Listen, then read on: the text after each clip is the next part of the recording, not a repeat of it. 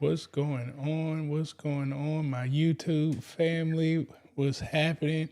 Actually, I guess I got to stop saying just my YouTube family because actually we are live on Facebook, we're live on LinkedIn, Twitter, YouTube, and Instagram. So, what's happening, everybody? I hope that everybody's having a good day. Y'all know how we like to kick things off, man. Let us know in the comments where are you located at. You know, tell us what state it is that you are located at out there, and we like to see where you're at. But I got an amazing guest here today. We're going to have a quick conversation with him, as well as I want you guys to feel free to ask questions throughout this process that we're going to be talking about here about becoming bank ready and some ideas of how to get started in government contracting. Coach Austin is an amazing individual. He has his bank ready trademark. Make sure I say that trademark bank ready program going on here to make sure our minority businesses know exactly what's needed, guys. A lot of times we're not getting our funding and we're not in the right situations because we don't have our foundation right. And that's one thing that I love about Coach Austin, that I love about the Bank Ready program and the environment, because once you have this foundation right, I mean, it's all about walking in the doors and starting to move money now. And you could do these things a whole lot easier when you're educated and you got somebody on your team. And I'm honored to have Coach Austin to be a part of the Pure Money family here. And not only that, he will be at the workshop, really breaking this stuff hands down, hands on, making sure you understand this process right here. But without further ado, Coach, I want you to introduce yourself, tell the people who you are, where you're located from, and a little bit more about that Bank Ready program that you got going on. Yes, Yes, sir. sir. Yes, Yes, sir. sir. Man, Man, look, good to see see everybody everybody tonight, tonight, man. man. I'm glad Glad everything's good. I good. hope Hope y'all y'all can can hear me hear me well well on on all all platforms platforms. that we're on. I love it. Can you hear me good, Trav? Everything good on your end? Sorry, Got you, go, got you. go ahead. I had to mute my line on my side, but go ahead. Cool, cool, cool. So Bank Ready is a registered trademark brand of ours. I've been in this business now for right at 17 and a half years. So everything that I do comes from current experience, past experience, things that we're doing today, not yesterday, not last week. I didn't Google, YouTube this stuff. I Stuff I live it, live Hey, it. hey, right? hey, hey, Coach, Yeah. we're gonna have to kill the Instagram. It's Is Is that that going? going? Okay. Okay. Yeah, it's giving a feedback. So Instagram, if you guys want to catch us on YouTube, you could go to travisknows.com, find my YouTube, or just go to YouTube, look up Travis Davis or Pure Money, and you can find this live feed. But I got to cancel the Instagram because of the echo. Sounds good. All right. But sorry, Coach. We gotta run you through that process again, because That I is can't fine. let the people not hear who you was. But will you mind telling us again where are you located at, and what is this Bank Ready program that you've created here? No problem. Testing, testing. One, two. Yeah. So Houston, Texas, where we're located, man, is our principal office. We've got clients really all over the globe, to be honest. We've got a couple international brands out there we work with, folks all over the United States. And this Bank Ready brand, yes, is registered trademark brand, official. I've been in the business space for about 17 and a half years. And in this consulting small business accelerator space for about 10, right? And Bank Ready is what it says. We work directly with banks. This whole Silicon Valley thing going on. I had to check in with a couple of my bank colleagues, make sure that they were okay. But the Bank Ready process is twofold.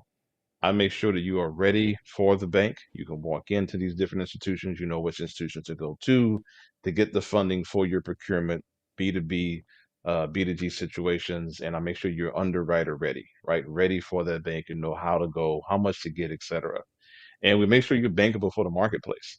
We don't go in with ideas, feelings. We use statistics, we use strategy, not tactics, but strategy to make certain that what you're capable of doing, the marketplace wants it, you know how to answer their need, and you go into it hot and heavy and accurate, and you are a staunch professional at your field. So when you graduate the Bank Ready Accelerator program, you are ready for all of those things and can really take this market on and lower the failure rate that small businesses face, man. So that's Bank Ready in and of itself.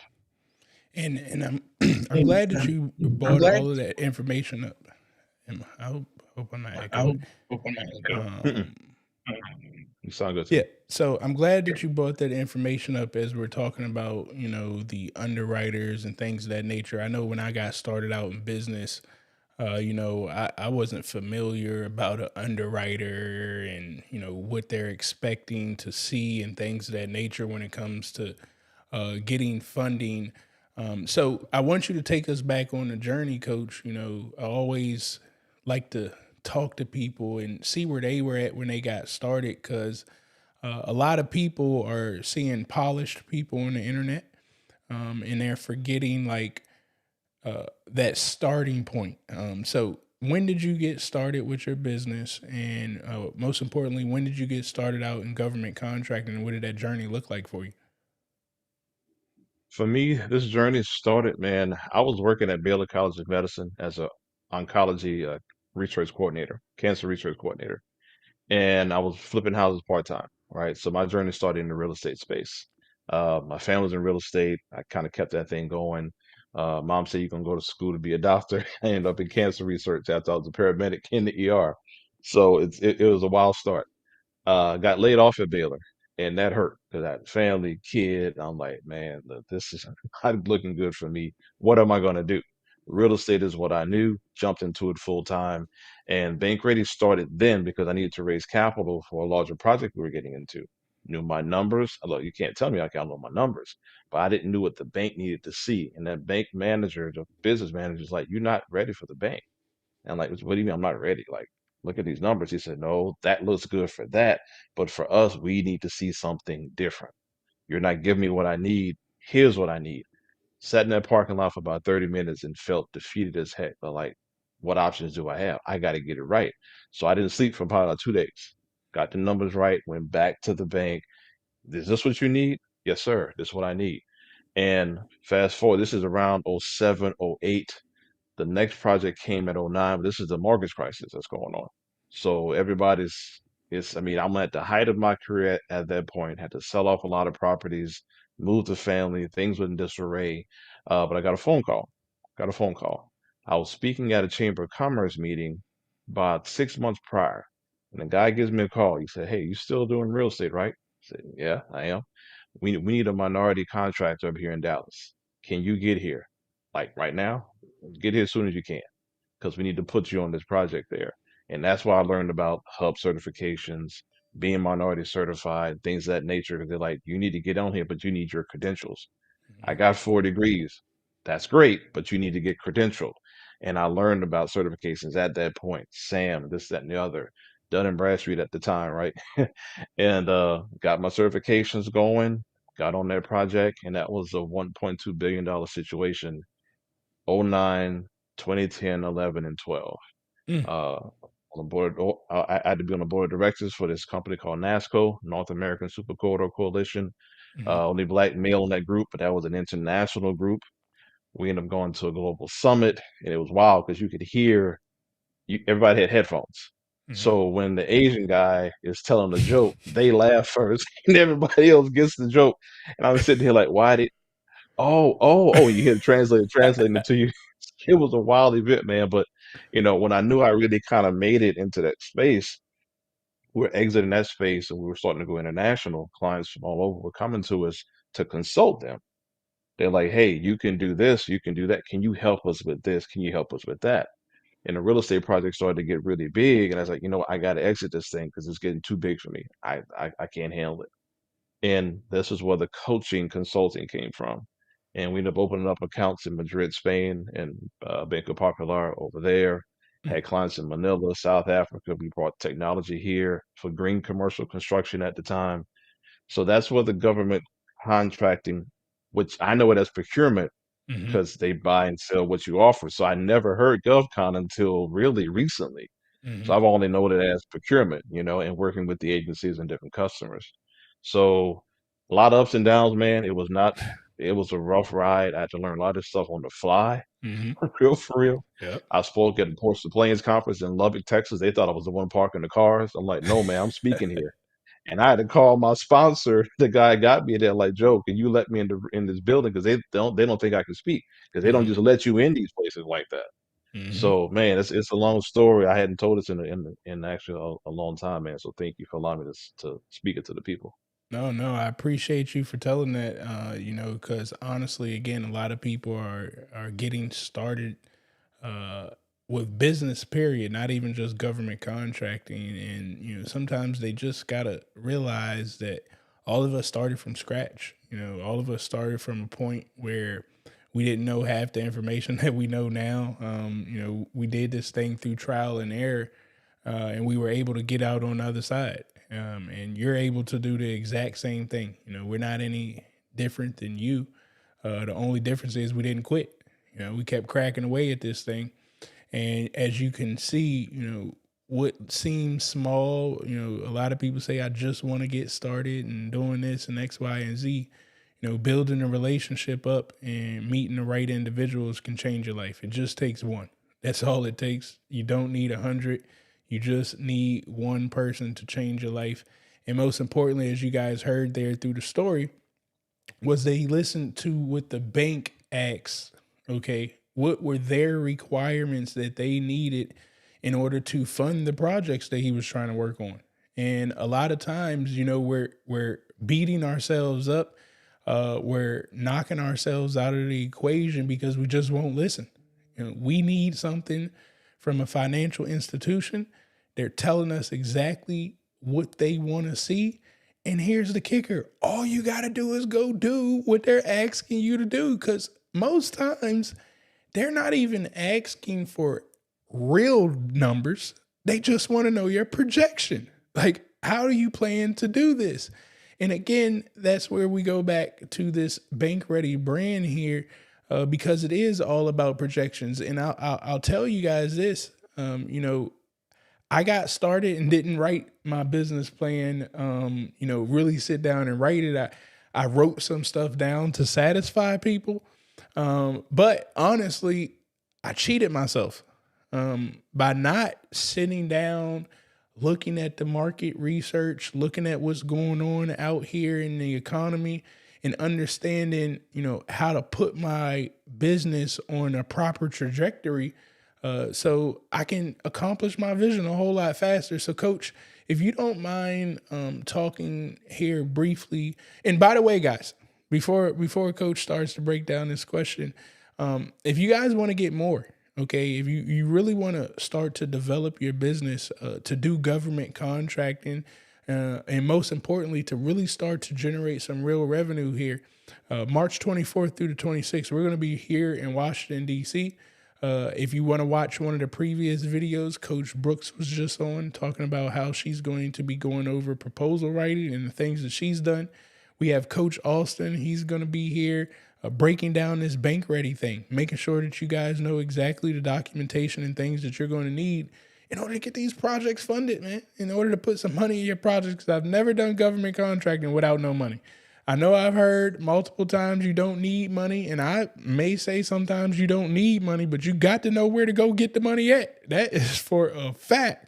There's some way you're going to have to supply some money to the system, okay? And again, this is why we would like to have people on our team who know about this money. Coach Powell is going to be there to start to teach us how to network correctly. And most importantly, I'm going to teach you guys how to find these opportunities and also how to utilize artificial intelligence with this process. So again, go to puremoneyworkshop.com. Look at the top. You should see a link that says Pure Money Workshop. If you're on a cell phone, click the three bars at the top. A drop down menu will come. You'll see the Pure Money Workshop. Grab your ticket now.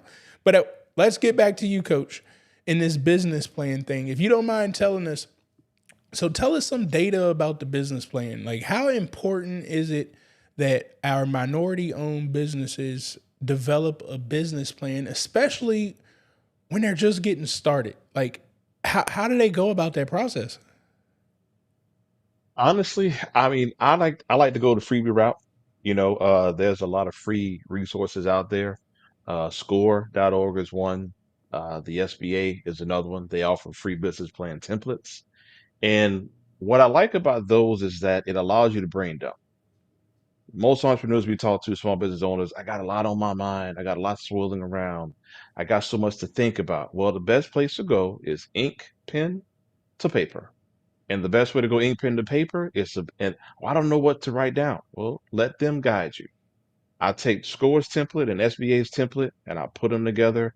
Answer all of those questions. Answer all of those questions. And man, it's amazing. You get those answers and you look at them like, okay, this is, and then you read it to yourself like a little book. That's your business. Mhm. That's your Bible of how you're going to get this thing done. Your policies and procedures, your A to Z, January to December. This is how you're going to flow. So once you get done with that, right, write it out. It'll give you the ways to write out your business plan. Look at your SWOT analysis, right? Well, what are my strengths? What are my weaknesses? Pause. Wherever you're weak, start building that team around you. Mm. Legal, CPAs, people that can bring to the table what you can't do because you're the captain of the ship, right? You just wrote down the mission and the vision, and you find people that can align themselves with your vision, with the right mindset, the right spirit set, all of that. And you help, hey, look, I need help over here. Oh, you do? Okay, bet. Because not everybody's a CEO like you are. You might need Mhm. that Tim Cook. You might need that operations person.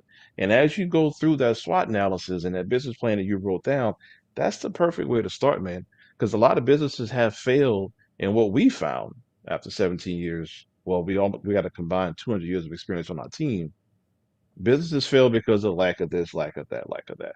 But what we found is that you didn't fail because of those things. You failed because you didn't plan for the right funding, Come on. for the right leadership.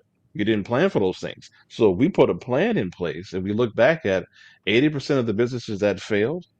If they would have had a plan in place, you only would have had 15% failure Mm. because it would have addressed the issue out the gate. And now you've got more time to hit break even and start to scale and address the issues that are in front of us. If we only would have had a business development plan to go through. I'm telling you, when I stopped playing around, um, yeah, I made quite a bit of money in government contracting early, and I'm not gonna lie, I was playing around.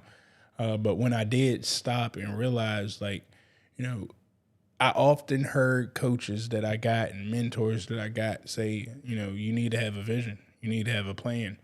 And they also told me to write it down. And I took it for granted for the first couple of years. And one thing that I realized is that, without me writing down the vision and the plan, I was just running in a circle every day, not knowing what the hell I was doing, what worked, what didn't work, what the things that I was accomplishing, how I could stack that on top of other accomplishments to get further because I couldn't see it. But once I stopped playing around and, stopped saying that stupid stuff that coaches kept saying over and over again to write down the goals, write down the vision. I fought it for a long time, coach. But once I started to write this stuff down, I could see the vision. And I mean, it completely started to change things. I mean, even from making money, coach, and I argue with my community about this all of the time for them not to do this thinking anymore. This logic that we have in our head, it's the broke person's logic is what I call it. Cause I used to be broke, right? And it's that damn tax write off, man. I was always looking for ways to get through taxes, because I heard about these people defeating taxes or whatnot, the rich. And I'm like, man, I don't want to pay taxes. So I heard you could write stuff off. And again, if I would have wrote out the vision and the plan, I would have understood like at what point write-offs benefited me. But at the point Right. that I was at of no money, I had no business writing off stuff to show the bank, the investors out there that I ain't making no money. That's what I was doing, coach. I was literally telling them all I ain't making no money because I was showing the world I wasn't making no money. Can you talk about that portion of it here for a second? Like, the real importance of keeping books organized and showing profit and things of that nature instead of showing losses or whatnot. Oh man, it's past important because businesses are made to make a profit. Mhm. And there's a funny word called break even. You have to break even before you start to profit. And we often hear on the internet, six, seven, eight-figure businesses and things of that nature. But in the business world, in the banking world, what does that equate to? Like when are you going to make a profit? But when you're at break even, right? Let's settle there. You can't write everything off because it shows you at a negative and you haven't hit zero. So when is it that your business will be profitable? Because you might want to sell that business off. Someone might want to acquire you. A bank wants to see that you're profitable because whatever money you're going to end up asking them for, well, how are you going to pay this back? Where's the profit margin at? Right. So we look at those things like, well, coach, I don't know those things as I'm not an accountant, I'm not a CPA. Well, your CPA might want to know to help guide you to do what you do better so that you know what to write off and how to drive those numbers, right? Because you're the number driver. Let's Mhm. make this money, but how do we position ourselves for that? So getting a CPA to help advise you up on that business plan that you're writing. But that whole write-off portion, man, is very self-defeating because some of us need to keep our day job a little bit longer. But when you don't go to the and let that drive you, Mhm. right? But when you're looking at the core numbers, right? And I'm so glad you asked this question. When you're looking at the core numbers and how that thing looks, you have to have your salary start to be built in over time. So when you're at break even, everything gets paid. All the bills, the leases, the equipment, the microphones, all that stuff, that's paid. You have to be in there to some extent and then show how you'll pay yourself over time.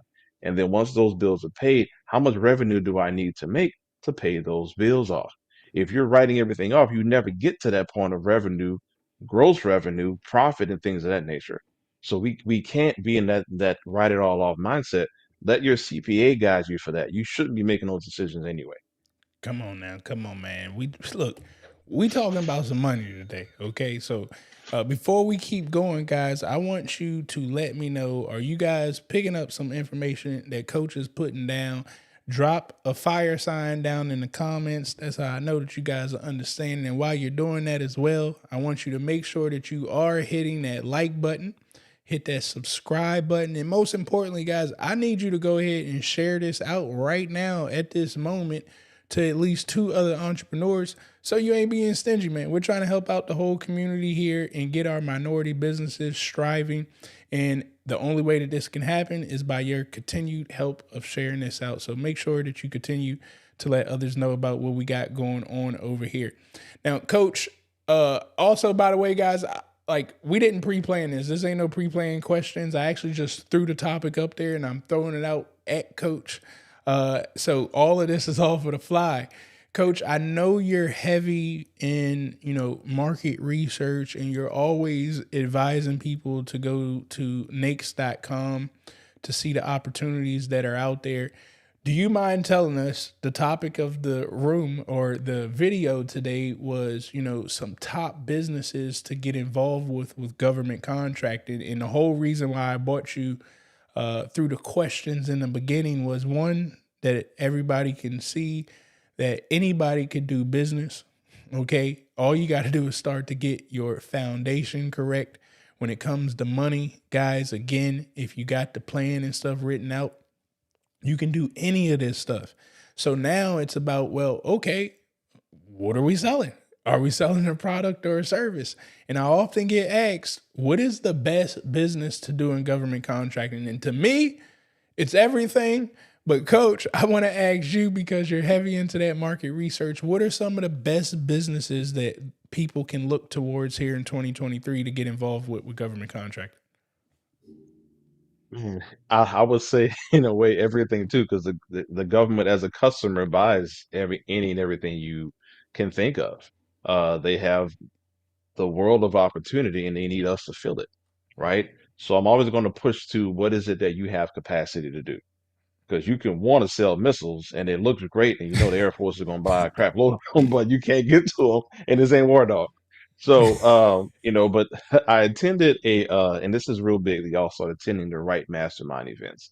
I attended a category spin conference last year, and it was live. I mean, it was on Zoom. It wasn't live. We hadn't gone outside just yet. And the top three areas that I noticed, not for what I thought, but what they said: real estate and infrastructure, healthcare, and IT. Mm, Top sectors of government spend, and this is on the category spend side of things. So they're looking at the government as a whole, the global government, where are they spending money at? Now, we didn't know this whole war situation was going to be coming around. So, but you still have the infrastructure bill, which contains any and everything real estate related. And let's not just say it's, building buildings. It's everything infrastructure, from roads to bridges to the screws, the bolts, the wire that goes with it. And then I was talking with Lockheed Martin, and they're like, listen, if you can find us the copper wire, we can't find it. If it's at Home Depot, let us know what the price is and let's go. There's so many things that we can be putting money into. Healthcare for all my physicians and RNs and travel nurses and phlebotomists and labs. It's healthcare as a whole is a big spend for that. And st- IT, y'all see what's going on with Chat GP9 by the time we get over this thing. I know. Geez, by the time we get off this live, it may be a 5 or 6 that's out because 4 is out now. But IT is a really heavy spend. Cybersecurity, cyber resilience. So in those industries, there's a lot of sub portions to those industries hmm that money is being spent on, right? And I'm talking with NASA and talking with the city, talking with municipalities, and they need this across the board, right? hmm Across the board. So for me and mine, the best way to go and find out about these things is start attending those local events and seeing what's going on right there in your backyard. And especially with this event, this workshop that we're doing, you want to know the vernacular and what to listen for, how to talk to the folks. They're folks just like me and you, man, but understanding That's that it. language and what to see. But to answer your question, man, that's the top three spending areas right there. It covers a lot. No, no, I completely agree with you. One of the things that we do over here with my business is, we follow the economy. We're always willing to pivot, based off administration. And again, most importantly, what the economy has going on. So, during the pandemic, we definitely got into that healthcare sector, and the healthcare isn't going anywhere due to the pandemic. It's actually getting worse. So that's why that's one of the top segments. And you guys, again, you heard Coach say sub segments. So it's to me, it's kind of like the government agencies, right? When I say no more than three agencies, so you like look at HHS, and then you understand there's a bunch of offices under HHS. So when we say like the healthcare industry, you got to understand there's so many opportunities under healthcare. I mean, from selling masks, gloves, needles, the beds, all of the equipment that nurses use, the heart monitor, all of this stuff, they're buying it from some business that is offering it to sell it to them. And 9 times out of 10, it ain't the manufacturer. You know what I'm saying? And if you put yourself in position, you can now resell the products that the manufacturer is creating because the manufacturer does not have time nor a care to sell to the government, right? They're making it for everybody. So if you can take this government customer and bring it over here to them, they're willing to sell it to you for you to sell it to them. Same exact thing with the service side. If you're a nurse, the government gonna need nurses. You know what I'm saying? If you're IT side, you're doing cybersecurity right now. Man, Sam.gov, coach, I don't care what nobody tell me. Sam.gov got hacked the other day. And they just don't want to say it. Because some crazy things was going on. But whatever. These things are happening left and right. And if you're working in IT right now, from data to cyber to artificial intelligence, I mean, the sky is the limit and it ain't going nowhere. It's only getting worse. So you got an opportunity to step into that in the whole infrastructure play. I mean, when we talk about infrastructure in these subcategories, like one of our missions that we're doing in our company right now is because of the infrastructure is to look at the cement companies. Here's what I found out about cement, coach, the reason why we're looking into this. the president with this infrastructure, these are bridges for the whole entire United States and different, things that, need the infrastructure rebuilt. Well, what I started to study is in order to do infrastructure, you're gonna need cement. You know what I'm saying? Like I've never seen infrastructure ran without cement. So what I also found out by researching cement, those trucks when they go out and hit the road in the morning, why they be out there the first thing early in the morning is because they only got 2 hours. Once that damn cement get inside that thing and start spinning, it only got 2 hours.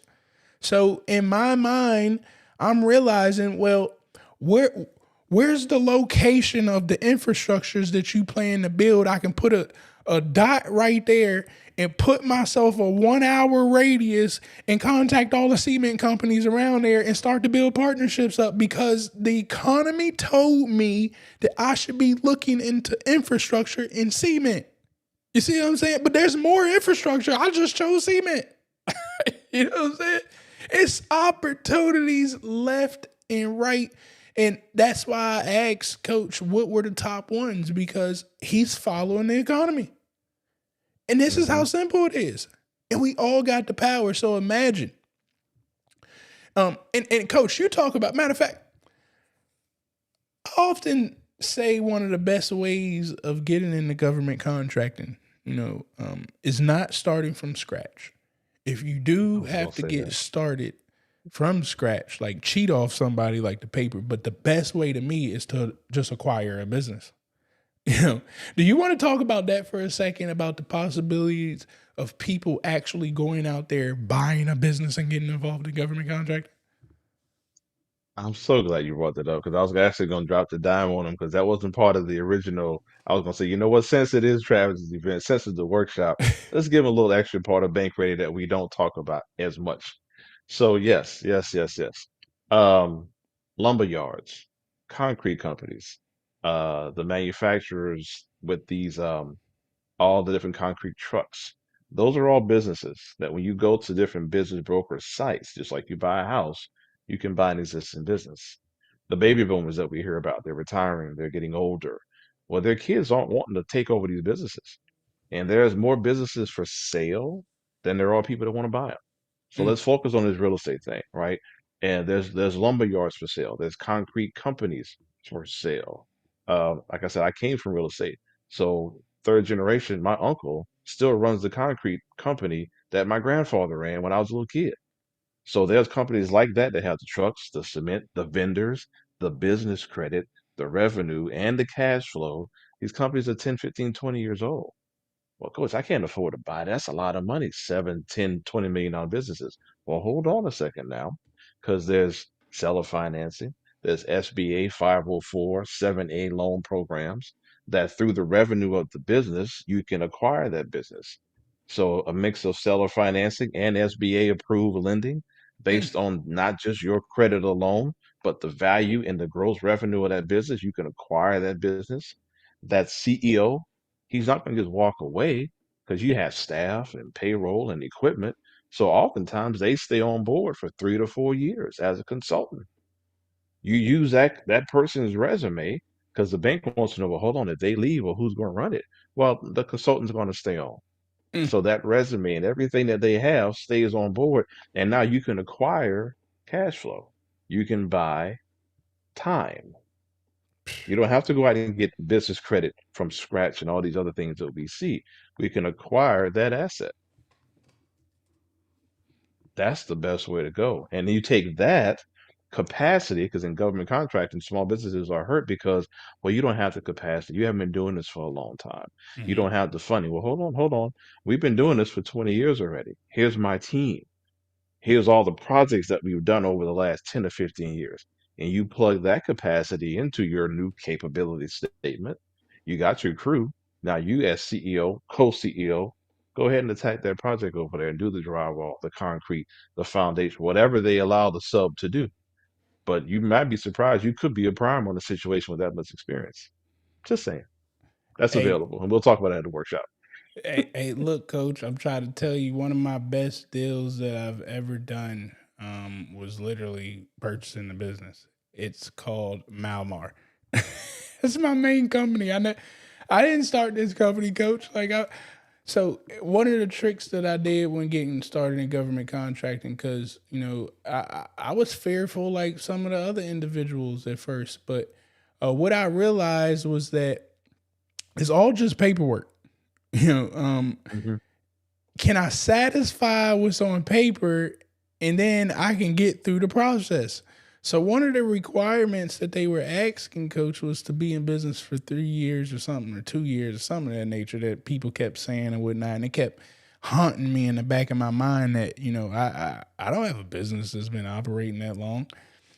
But I'll never forget, I asked a friend who was a lawyer, how does law work? And they told me, well, a lawyer isn't the judge, jury, executioner. A lawyer just interprets what's being read on paper and tries to prove to the judge our point of view of the interpretation for the judge to make the ultimate decision. So I go, well, wait a minute. Well, if I read this government information correctly, uh, I get to interpret it how I say it, and I just need to figure out who is the judge, not the physical judge behind the thing, but who is the individual who's taking this information and saying, okay, that's true. You know, because 9 times out of 10, they ain't really reading it. That's first thing. But most importantly, like, I understand that the reader ain't law. They don't even understand law. So when I read this and realized they just asked, is a business been running for 3 years? They didn't say Travis had to have a business running for 3 years. They said, is it a business that's been running for 3 years? I go, well, wait a minute. Did I just read and interpret that to say that Travis, like my name's not involved anywhere in the words that's being written on this paper? So technically, I didn't have to start the business. I asked the lawyer friend, they said, well, yeah, that's right. You don't have to start the business. I mean, people buy businesses every day and you could just start from their point. I said, well, whoa, you mean I could start from the point of wherever that business is at? And they said, yeah. So I said, well, wait, does the business need to be making money? They go, no. The business doesn't have to make money. They just needed to be filing taxes to show that they're in good standing. Coach, I purchased Malmar for $500. Malmar had been running for 5 years. I knew somebody that had multiple companies that they just had sitting there that they filed taxes on because they're investors and all types of stuff. So they just had businesses. I asked to buy one of them for $500. They've been running for 5 years already. I think 2010 is when they opened the company. So I got rolling. 2014 or 2015 is when they turned it over to me. I was actually running and operating a business while it was still in their name because I was subcontracting and I wasn't the prime, so nobody asked any questions about who was running and operating nothing. I just threw it all together. And finally, we did the documentation, moved it over to me, and I immediately got through all of the thresholds that everybody was asking. 3 years of business, like that day. The day I signed the papers, my name was on it. I own the business. You asked for the business to be 3 years. Here it is in front of you. And I started like literally 3 months after I decided I want to be an entrepreneur. And before you know it, I had 3 years of business experience because that's what they said. And that's how I That's all you interpret need, it. brother. All you need. There's more people that are starting. They're like, oh, I gotta wait 2 years. No, you can go to so many broker sites. I'll mention that at the workshop.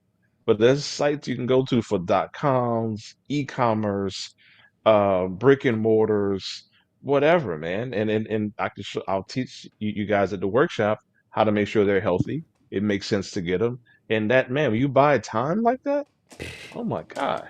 And not to say you can buy some of this stuff and again, some of the businesses, these guys are motivated sellers. They're like, look, they go out to let it sit and go to waste for the most part. And you know how to find these things. My goodness, it changes the landscape so much, so much. Look, that is the name of the game. Matter of fact, I'm trying to see if I can um, move this over into the screen because I'm actually in the process of buying another business right now, Coach. So that's one of my Yeah, tricks to it's government contracting. And It's not even. I don't want to say it's my trick. I didn't create it. I actually learned from my mentors and my counterparts. You guys, again, you see it happen every day.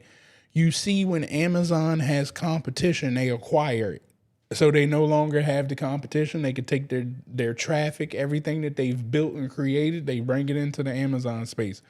Google, what did Microsoft do? Chat GPT, you know what I'm saying? They say we ain't got artificial intelligence. Like we're hearing people talk about artificial intelligence. Google got some, Apple got some, we ain't got none. They seen Chat GPT, the whole world liked it. They went and dropped a bag on them. Just like that, the next day, they got Chat GPT and artificial intelligence, and they're faster than anybody else who's developing because they just bought it. You know what I'm saying? Yeah. They Yeah. immediately get to go get that type of work overnight because they didn't start from scratch. They just bought into it and they said, hey, we know how to take Chat GPT from the $1 billion valuation, I'm just throwing that number out there, and turn it into a $10 billion valuation with everything that we got to offer to it. And to me, coach, that's what all of us have the power to do. You literally have the power to buy a business and bring it to government contracting because I already know it ain't doing government contracting. And you're doing what Microsoft is doing. You're doing what Google is doing. You're doing what Amazon is doing. We are now playing for real, and we're not just saying I'm settling for crumbs anymore. And that's my whole goal of this thing, is to make sure we stop settling for crumbs and understand we can go bigger. We can go much bigger and faster, right? And acquiring some of these businesses is one of the greatest things out here that you can do. Now, Coach, this has been a touchy subject. I'll ask you a couple more questions. Well, this is going to be my last question because I didn't want to keep you on here all day. I know your time is Good. precious. I will give everyone here a minute. If they would like to ask questions, I want you to put a Q in the comment followed by a dash and then ask your question. We'll get that answered here. In the meantime, again, if you guys are enjoying this information, I want you to drop an emoji in the chat. I don't care what emoji it is. Just let us know that you guys are picking up what we're putting down. Be sure to like, subscribe, share this channel out there so we can keep growing this information for our minority business owners. But Coach, I do want to ask you, okay, because this has been something in the news. Everybody's talking about it right now, but do you mind talking for a second on this whole bank situation? Because we know you're bank ready. What implications, ramifications are happening behind this bank collapse thing? And what does that mean for small businesses moving forward? What should they be looking out for? I would say first, man, let's learn from history, right? These things have happened technically before. This is not the first time, may not be the last time. Unfortunately, I think the size of Silicon Valley Bank and a couple others that had certain assets in them became to a point where they didn't have enough cash to sustain the growth of those businesses. Now, startup tech companies, a lot of and when cash burn got really, really, really, really low. I mean, I'm sorry, really, really, really, really high. Sorry. That's one of those bank ready terms. And I was talking to Mark Monroe. He's in a VC space earlier today. He's like, yeah, when cash burn gets high, meaning you're running through so much cash, and the bank doesn't have the liquidity to help you with that. The bank can't raise any more funds. Big venture capital is pulled out because the market is so volatile. Is my money safe in that bank? So for me, as a small business owner, what's the liquidity score of the bank you're with? First question I'm asking. And where And you're going to see a lot of, I got to pause you there. I'll be the voice of the people. Where do we go find that score? How does one find the liquidity score of a bank? really, you can go to Investopedia and just Google it up and just research it up. I would advise the small business owner, wherever your business bank account is at, give the relationship business manager a call. Say, hey, listen, a lot of volatility in the market. Let's talk apples to apples. How safe is my money here? And what is this bank's liquidity score? Are you guys on the high side, medium, or low side? Right? But do you have enough liquidity to sustain? I don't want to go through a Silicon Valley Bank situation. and let them walk you through that, right? The top I'm banks are on going to be pause fine. you. I'm on pause you again, coach, because you threw hmm another term out there. You told them to call the business what at the bank. Relationship manager. Okay, now you told Relationship them to call the manager. business relationship manager. What do I need with the bank in order for the business relationship manager to pay me any attention? Well, you might want to have an account with that bank and or talk to them about setting up an account because you want to build a relationship with that institution. Show them your business plan, your pitch deck, and some of your prospective numbers and where your business is going. And say, how can you, Mr. or Mrs. Banker, help me get this business and grow it long term? Because that's what they're there for. They're like, Mm-hmm. Coach, I don't want to talk to the banker. No, you want to. Not the business manager, not the CEO, the business relationship manager. Because they're in the business of growing small, medium, and large size business relationships. They're going to get you with the right branch, the right services, the right banking products, because they want to keep you for a long time. They will date you, they will talk to you. They're the person. And if they don't have it for you, the odd thing about it is, if that bank don't have it, they know other banks, and they will call each other and say, "Hey, I can't do this loan, but Susie can or Jim can over here." And they're like, "Well, they work for another bank." They no, they all work together. Mm-hmm. They all work together. The top five works together. Regionals work together. Credit unions work together. I sent a client to Capital One.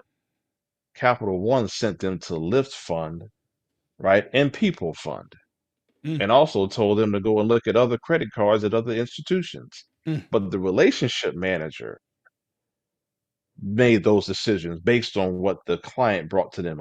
Now, again, I talk to my clients and I let the bankers go to my clients. They don't go to the bank. My clients have the bank come to them. Mm-hmm. That's a thing.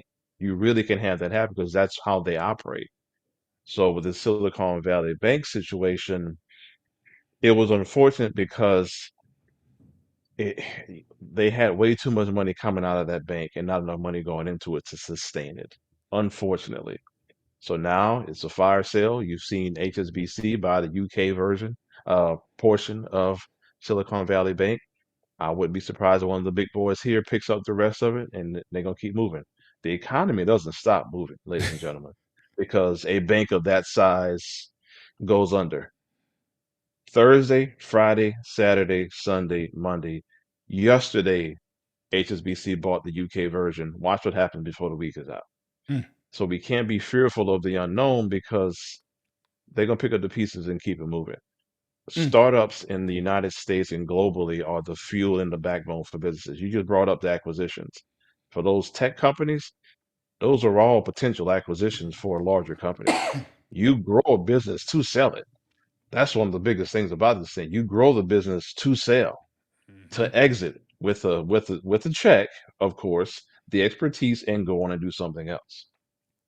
So that's my perspective on this whole thing, man. I hope that's a good answer.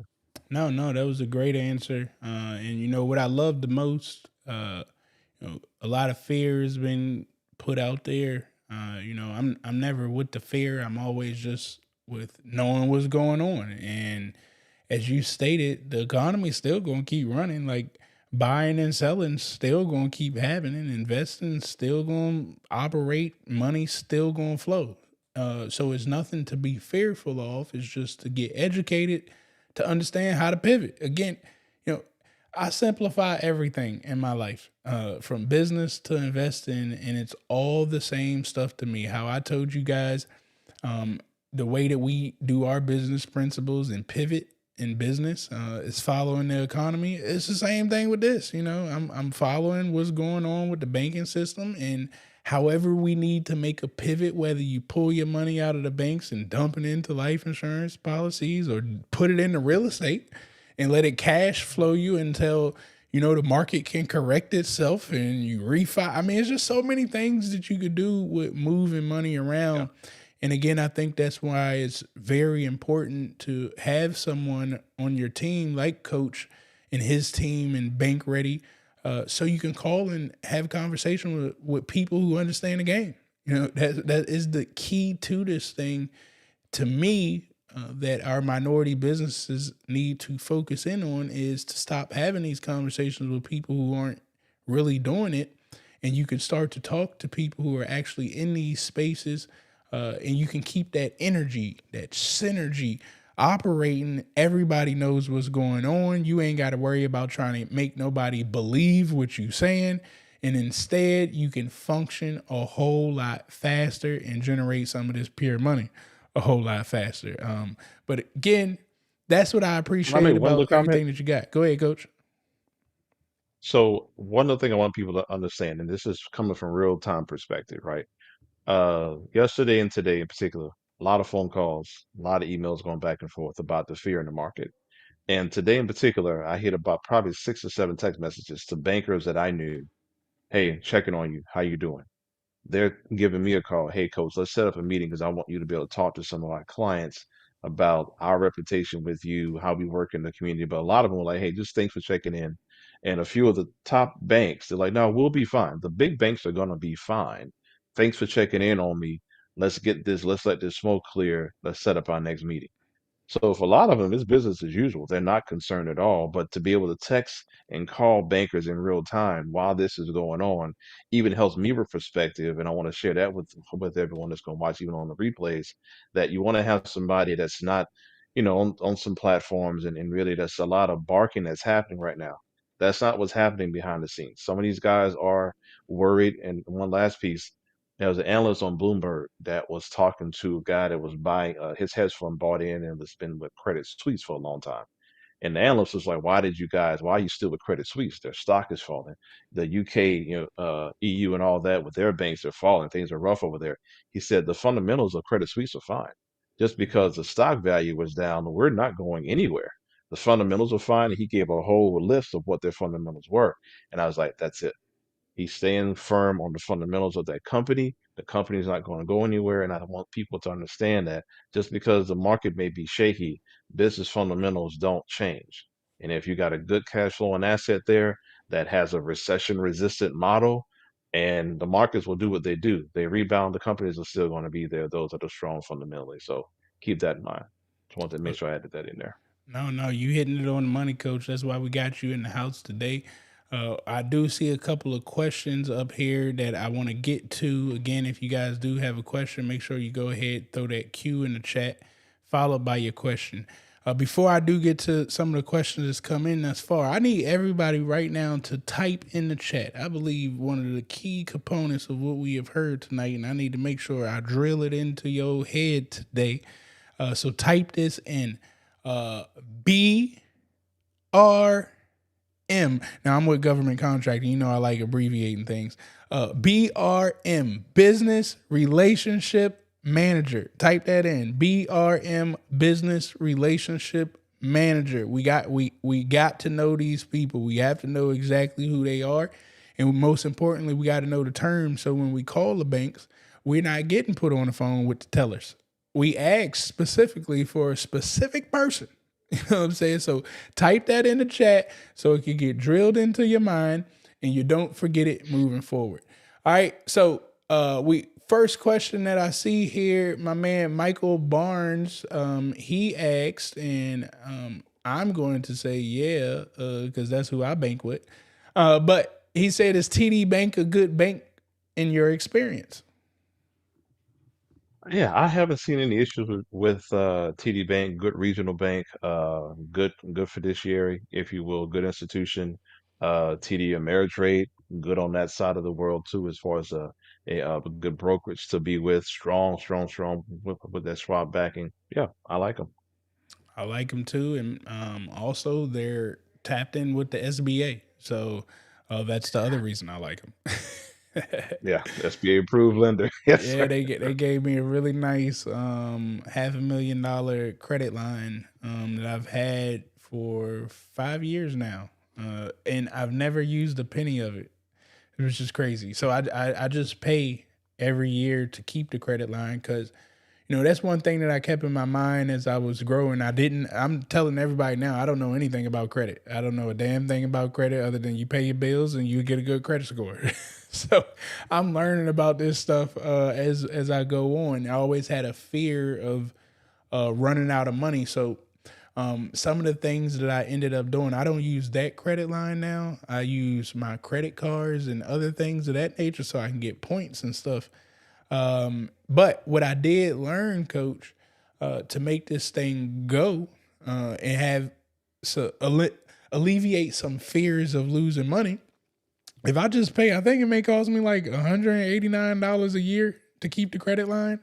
Like, you mean to tell me I can keep access to $500,000 for $189 a year? I always just say if I tap out of my money, at least I got a year of $500,000. Well, I got a year, I got two credit lines of 500,000. So I got a year of $1 million worth of money that I'm pretty sure I can figure out how to get myself out of a hole with $1 million. And I ain't got to start from scratch. I just owe some people some money after I start making some money. But I highly advise the SBA friendly banks. They kind of make it easier for you when you need some of that money.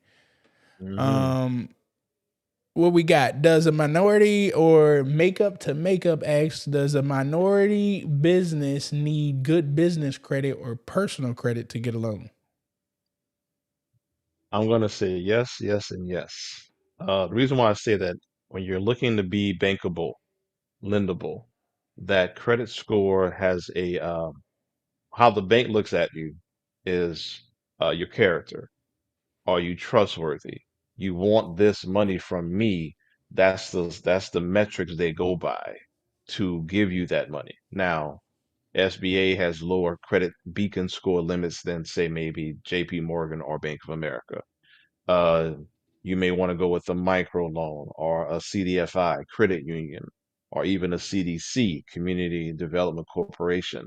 They don't they don't look at credit so hard. They don't look at those beacon scores so hard, so stringent, right? So you want to know which institution fits you best based on where you are.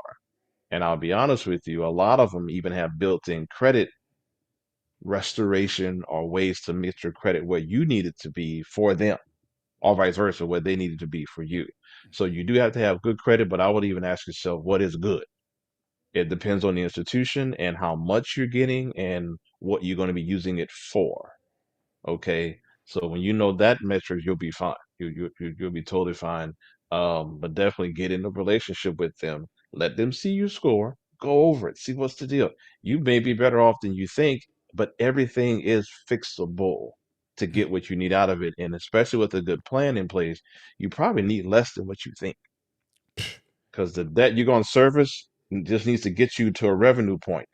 A lot of us need way less than we think we need. And if you need more, you want to know why and how you're going to institute it.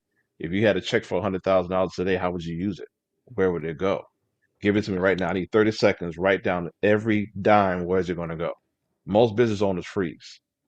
You want to know that, and that's why you want to build a relationship with that bank to answer that question. So I know it's a long answer, but that'll get you where you want to be for sure. Oh no, man! Look, we okay with the long answers over here. We like to get educated, so we know what to look out for, and hopefully don't make the mistakes that some of us have gone through. But what I always tell individuals, definitely, because I know I got a lot of people who are getting started in business, and a lot of people that don't have good credit, personal credit, let alone even started business credit. Of course, again, guys, the goal, we want to be in a space that we got good personal credit and that we got good business credit. So I mean, sometimes, uh, you know, we're being counterproductive. Like, even thinking about those questions. Like, we want good credit.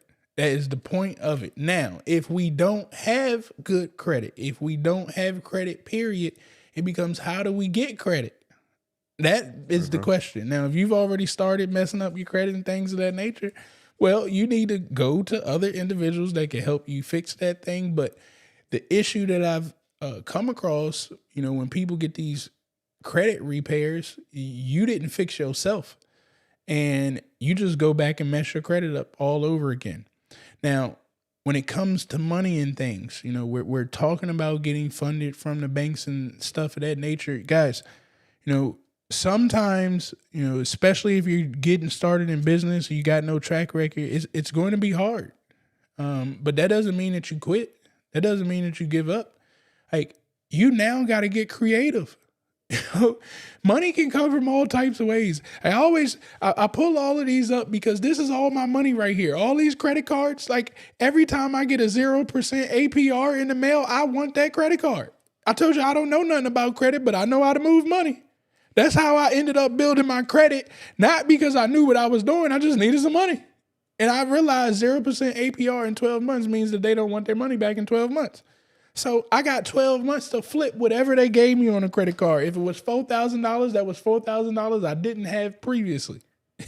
So all you got to do is start to open up your thinking when you ain't got no money and stop like counting yourself out saying, I ain't got the money. I can't do it. No, you have to get creative.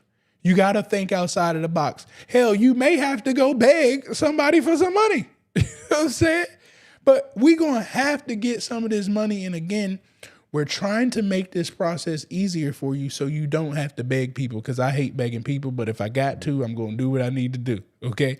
But we don't Mhm. want you to be in position of begging. We want you to be in position of knowing.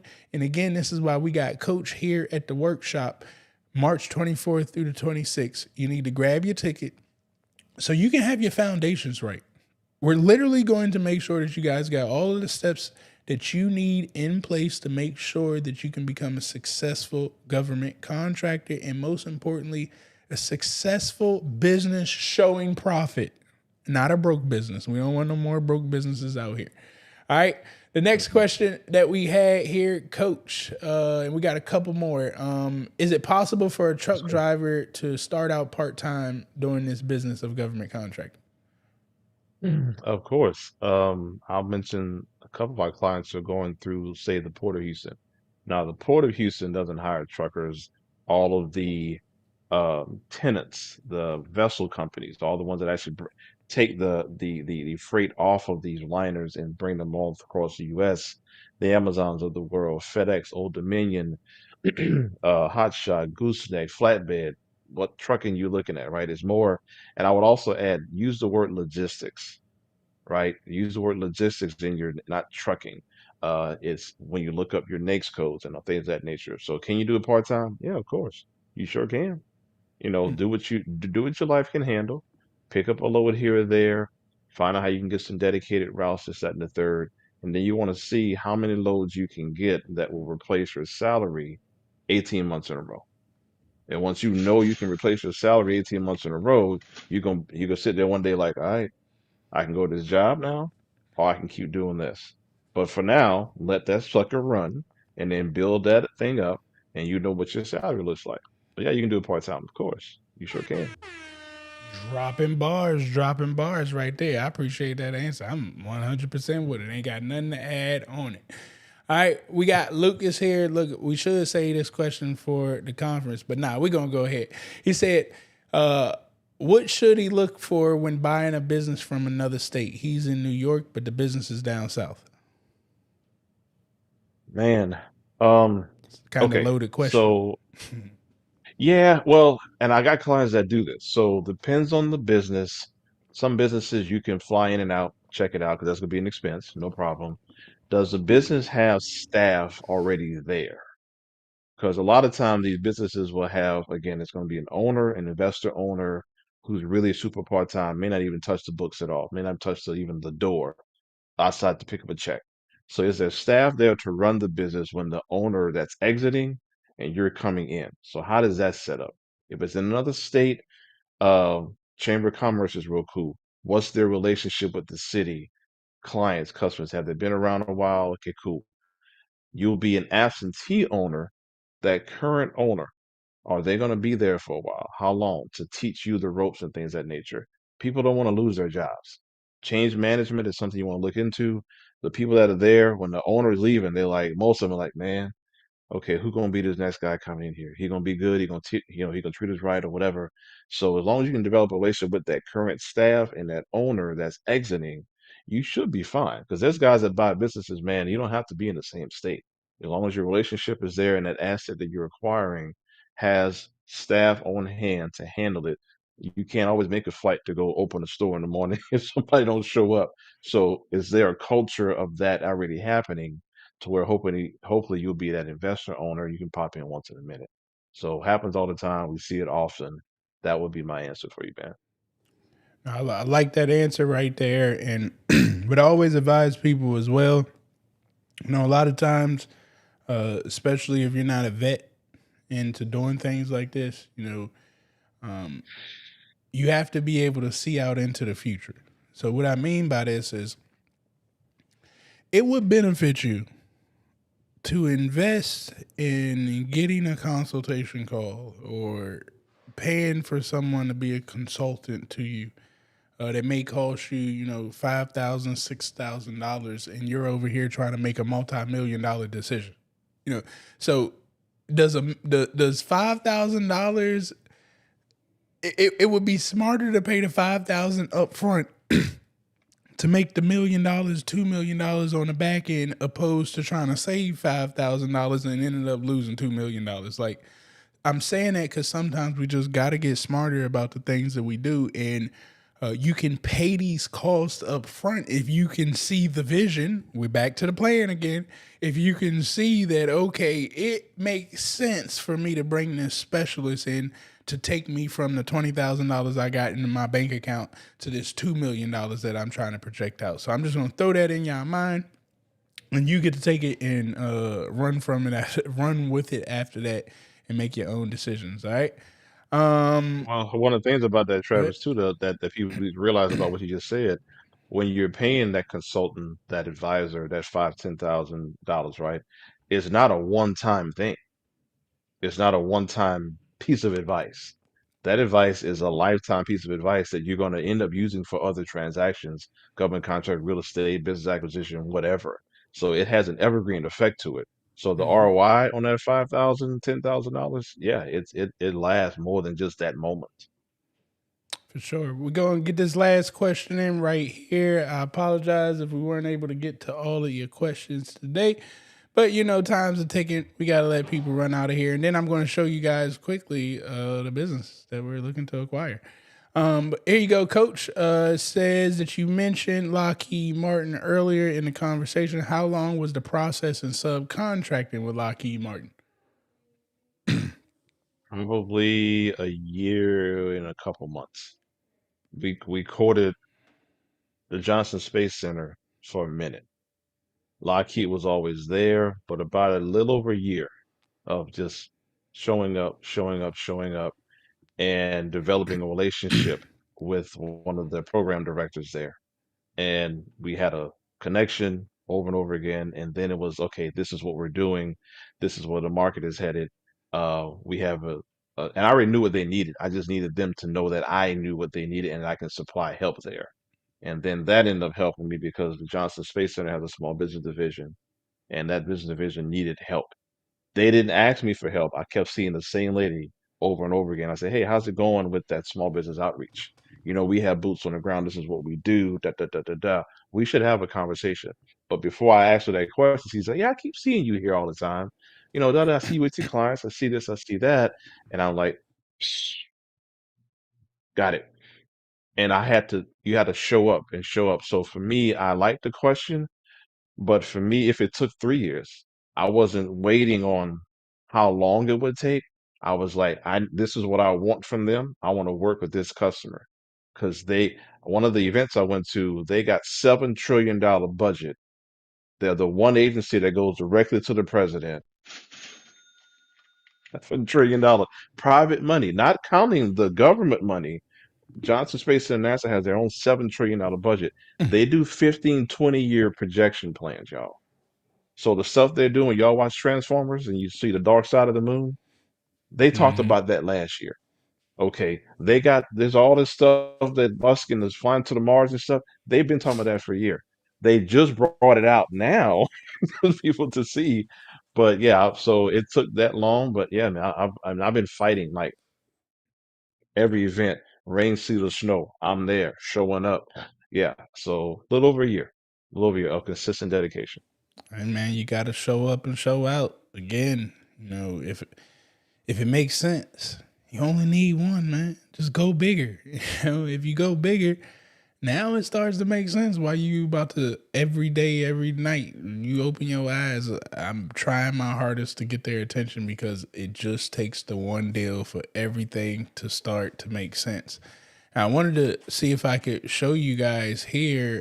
This is, one of the businesses we're looking to acquire here. But essentially, what ends up happening, because I'm trying to grow my overseas branch, but I don't mind sharing with you guys. Like, I'm trying to buy these white people's business. You know what I'm saying? They already done Man, built it. They already got all the relationships, so I'm trying to buy it because I'm bringing the minority piece, which they've never had, the black minority piece. And I can see all their finances. I can see what's going on, and now I'm understanding my minority value. That I'm going to take this business that's averaging 14 million a year, and potentially I'm trying to turn it into 42 million a year. And they already have all of the knowledge, the information, the infrastructure, the relationships. The only piece that I'm bringing in is I'm black. Yep, that's the piece I'm bringing to the table. I'm black and I'm buying my piece into it. Yeah, I didn't even ask. I'm just going to buy the damn piece into it. And just like that, I have a black business that's going to be generating over 14 million plus my other business is already doing millions. And now I can go compete and I'm keeping the players that was already there on board so they can go talk to their current network and let them know they're a black owned business now. Because here's the reason why they're going to go promote that they're now a black owned business because they're incentivized with a bonus. They want more money. Well, before you get up out of here in 3 years, let's make more money together. And I'm going to give you a real nice bonus before you exit up out of here. And that happens by you bringing me more contracts. And just like that, I got a whole BD team and I'm just moving money, coach. That's all it is to me. I'm moving more money and I'm staying in my field. They're an IT company. I'm trying to do IT, more IT, and I'm trying to include overseas in the operations. It's called a business plan. I planned it out and I'm looking to execute. That simple. I know uh, what businesses I need to look at. I know how much money they need to make. I know what projects they needed to be working on before. I don't care about no other businesses. Only the ones that work for my vision. And if I stay focused, I mean, we accomplish a whole lot faster. But I just wanted to show y'all that, like, I can't just pull that out my behind. I've been practicing on my cursing. I can't just pull that out of my behind. That came in the email, and I don't mind showing y'all the name. I could care less. The odds of somebody is watching my YouTube video that got $14 million to go get their business. I mean, if you do, good luck. Actually, you need more than 14 million, by the way. I can imagine. Yeah, because it's an EBITDA multiplier, so I can imagine. Yeah, Yeah, I was just tripping. I need way more than $14 million to buy that company. But I ain't got none of the money. That's the other beauty about it too. I'm not gonna put up one single dollar on this business, not one penny. Not me. I got investors on my team, and we gonna use the bank to get all that. The money I gotta put down is gonna come out of my investors' pocket, not my pocket. Hell no. hey, that's how you do it. That's how you do it. But again, man, coach, if people want to get in contact with you so they can have more conversations, how can they go about finding you? Where should they go to next? I would say, man, check me out first. TheCoachAustin.com, THE CoachAustin.com is the website. You'll see it change in about the next week or so because we're bringing a whole nother facelift to it. But the site is very fluid. Check it out. It's built for you to go through my story, what's on there. We got probably got over 700 grants on that website that we've secured and procured for you guys. Check it out, look it over. If it's expired, let it revolve back around again. Got a couple podcast clips on there. My LinkedIn, my Instagram is like a little university of sorts of just a lot of data.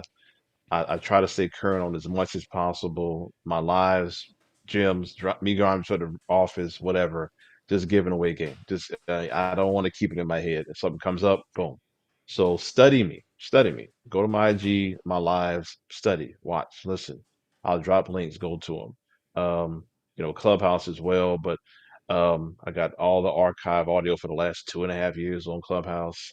Hey, I would say that's it. If you guys want to tap in with me for sure, thecoachaustin.com, click the consultation link. You'll hop up on my schedule. That's really the best way to get me because after this, I'm on the move. Everything I do is calculated on a schedule. I don't do much off that schedule, and that's me and you one on one, strategically addressing your particular issue and getting you guys bank ready to be where you need to be. Dang, I just realized I be forgetting about playing around with all my crafty tools that I got back here. I wanted to put the money in the background. We got bank ready in the house. I need all of you all. If you guys enjoyed the information tonight, I need you to type bank ready in the chat. So let's show some love to coach by showing that you guys appreciate that information that he's been sharing. So type bank ready in the chat. Share some of that digital currency. Make sure that you're liking, subscribing, telling other people about the video. It will be posted so you can go back and get your replay. But most importantly, guys, we want you at the workshop. We want you to come here live with us March 24th through the 26th here in Washington, D.C., so you can meet myself, meet all of the coaches that we're bringing to the table. This is a workshop. This is not a conference. This ain't no rah-rah event, okay? It's also capped. We don't want everybody in the house. We want you to bring your laptop. I need you to bring your charger. Bring your cell phone. Bring the charger for that. Because if you want to go live and create content and stuff, like you need to bring it, okay? Because we are working at the workshop. I have this process that I learned from my friends that are teachers. I asked them a very good question. I realized that, us as adults, we're still kids. Yeah, we're still kids as far as how we learn information. So I asked the teachers, how do you go about teaching children information? And they said, well, we do a I do, you do, we do method. And I'm telling you guys, this method is exactly how adults still learn information because we're still kids learning. So at our workshop, we're going to do a I do, you do, we do method where the instructors are going to teach you about some information. That's the I do portion of it. Then they're going to give you time to execute on the information that they just told you. That's the you do portion of it. And then we'll open it up for questions. That's the we do portion of it to confirm that you understand exactly what they told you before you leave that damn place. And now you have no excuse, or why you couldn't move forward or why you didn't understand something because they were sitting right there. If you do not understand, that's because you didn't open your mouth and you didn't ask the question. So that's the style that we have at our workshop. Grab your ticket, puremoneyworkshop.com. It may take you directly to the workshop page. If it doesn't, again, look for the tab at the top. If you're on a computer that says Pure Money Workshop, if you're on a cell phone, you'll see 3 bars right there that you can select. The menu will drop down. You can select Pure Money Workshop there. Friday, we're having a networking mixer. That's the opening time. We're going to celebrate each other, break bread with each other, learn who each other are. Saturday is all day workshop. We are working all day. And then we're going to have a little after party after that too. We're going to be at park. So make sure y'all bring your clothes so we can have a little good time. My VIPs, we're going to have a nice private dinner Saturday night. And of course, y'all are going to be at the VIP table with us Saturday night as well at the party. And Sunday for my VIPs, we're going to have a private content creation session at the Pure Money Studio. So again, go to puremoneyworkshop.com, grab your ticket.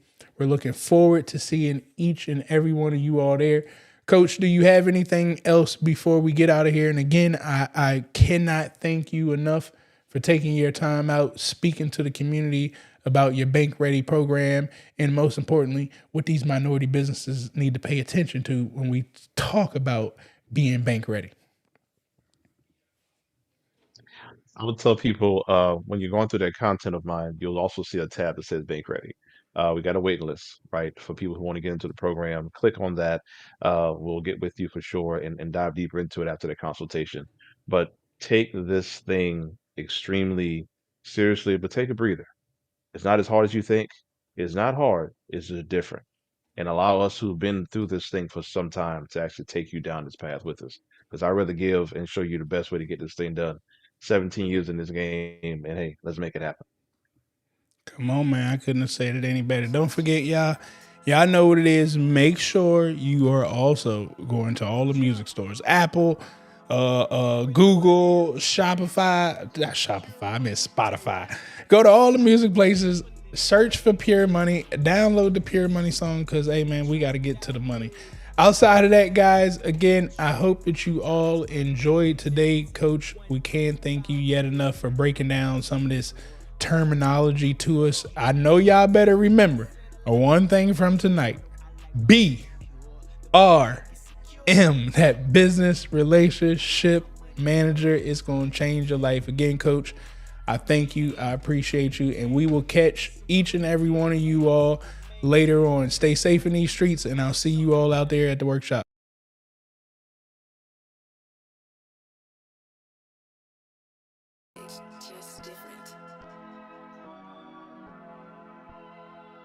Yeah, you already know what it is. Pure money, baby. I keep a couple in the bag, homie. I ain't